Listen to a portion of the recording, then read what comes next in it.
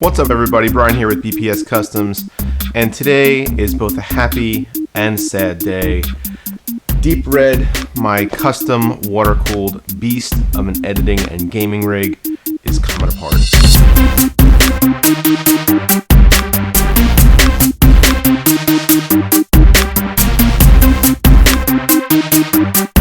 Now, when I built this system about 6 months ago, I was really not thinking that I was going to have to upgrade it anytime soon. And truth be told, I don't need to upgrade it. There's been some products that have been released over the past month or so that have really made me want to change things up. And I'm sorry, Deep Red, but your time has come.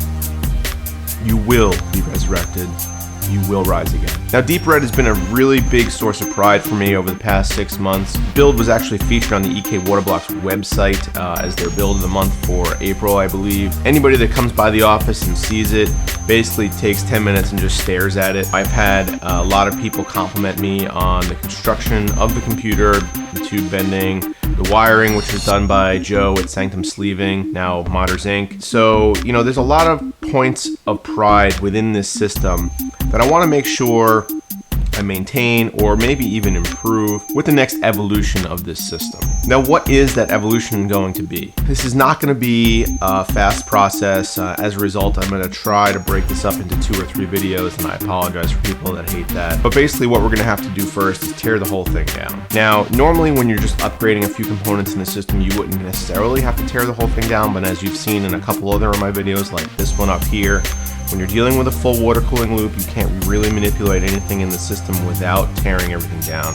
You have to drain the loop, you have to disassemble the components, you have to take everything off, clean them, flush them, and then perhaps think about putting them back together again if everything is right. This is not a fast process. It's kind of one of the reasons that I'm starting this video on June 3rd and I don't expect to have it finished anytime soon. Just because I know that the computer is probably going to be sitting on my workbench for at least a week or two while I do everything that needs to be done to make sure that the components are working properly, cleaned, and ready to go, and ready to be put back together. So what's prompted me to make this change? Well, as I'm sure you're aware if you're watching this channel, Computex is happening right now, and in the wake of Computex, there are a wave of new parts that have been released. I'm actually really surprised with the speed that a lot of these parts are coming to market. The 1080s actually seem like they may have been rushed to market a week or two in advance of the announcement of the AMD RX 480, but regardless, they are available now. I have 2 of them here in studio, and they're going to be going into this machine,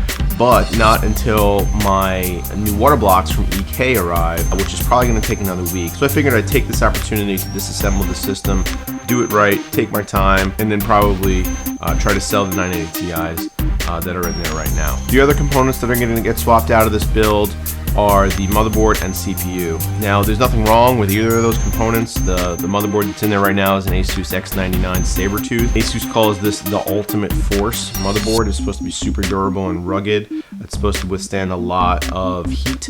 It's wrapped in thermal armor, Asus calls it. It's been a fantastic performing motherboard for me. My 5820K that's in there is overclocked all the way up to 4.6 gigahertz, and I've never had any problems at all with it, and it runs solid as a rock. I'm getting Cinebench scores over 1300, and you know, I was really on the fence about, do I want to replace it? Do I want to go with one of the new Broadwell-e chips? One of the factors that really made me want to do that is power efficiency. The Haswell-e chips, the 5960X, the 5930K, and the 5820K are all not particularly power efficient. You know, they do tend to run fairly hot, and I want to try to relieve the system of some of the heat that's being generated, as I only have a single loop in here to cool things, and I'm running 2 GPUs and the CPU. Now, the 1080s that are going in there are also not known to be running very cool, but a lot of the testing that's been done has been done with the stock reference Founders Edition cooler, which is pretty, but not the best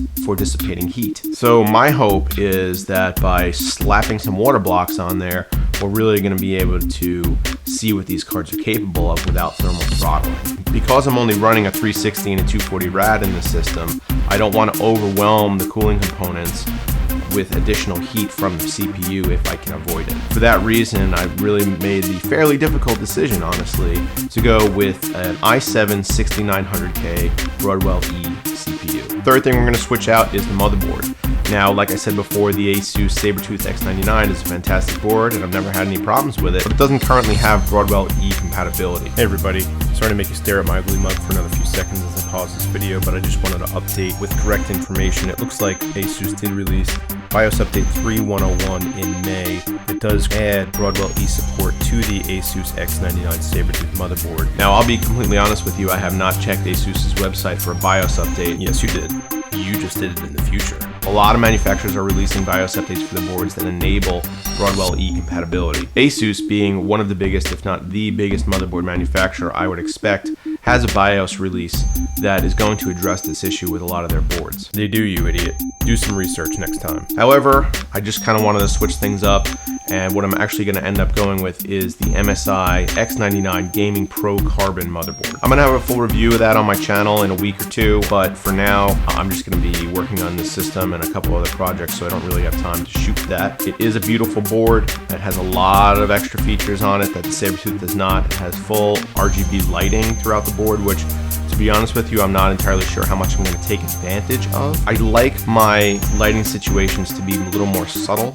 As you can see back here, I do have a Hue Plus in here, but I don't have it on full brightness, I guess. It's running like a pink hue around the edges of the case just to kind of illuminate things a little bit, but it's not blasting red light, and it's not doing any kind of crazy follow, pulse, or epileptic seizure pattern that a lot of manufacturers like to demo when they come out with a unit like this. Now, one thing that does have me a little concerned is the future compatibility of the X99 chipset. The next enthusiast line of processors that Intel comes out with is not going to be compatible with this motherboard, and as a result, the next build that I do, the next time I upgrade this, I'm not going to have the option to just pop in a new processor if I want to. But by the time that happens, that's going to at least be Q4, Q3, 2017 at the very earliest. So I'm going to have at least a year with this platform to see what it can do and determine if I need to upgrade again. And you know, by the time 2017 or 2018 rolls around and Intel comes out with their new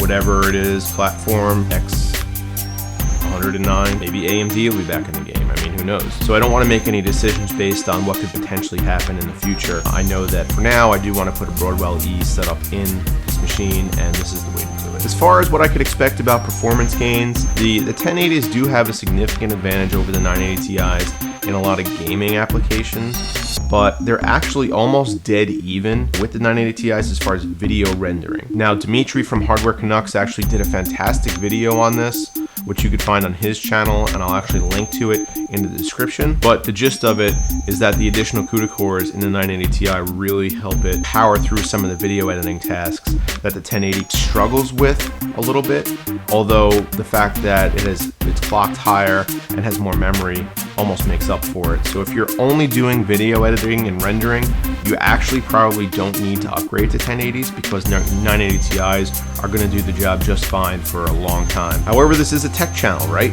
I mean, we do review stuff. We have to get the word out there about new parts, and what better way to do that than to throw the newest into our system. So what I'm actually hoping for here with the upgrade to the 1080s is probably about 15% upgrade in gaming performance. Unfortunately, my favorite game of right now, and probably most people's favorite game right now, Doom 2016, does not scale with SLI currently. So any testing that I do is going to have to be on known quantity games. And what I mean by that is games that are known to scale with SLI. Otherwise, it's kind of a moot point to compare a system with dual 1080s if there's no SLI scaling available in the games that we're running. As far as CPU performance goes, most testing to this point has shown that the 6950X is just an absurd beast of a chip. The 6900K falls more in line with the performance of the 5960X, beats it out by a little bit in most tests, and has similar overclocking capabilities. I did actually consider upgrading the 5820K to a 5960X and was kind of looking around for a price reduction on that chip when the broadwell-e chips were announced, but unfortunately that didn't really seem to be the case.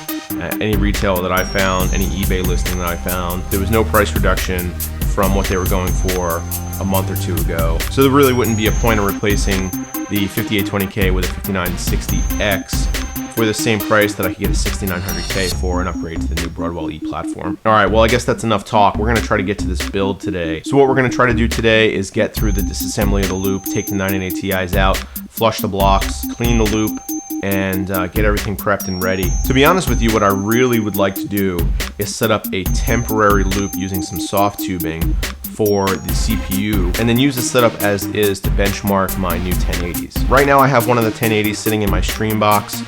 You could actually find that build video right up here. The stream box is a 4790K in it, which is by no means a slouch of a processor, but it's sitting in a small form factor chassis and there's a lot of heat that's being generated.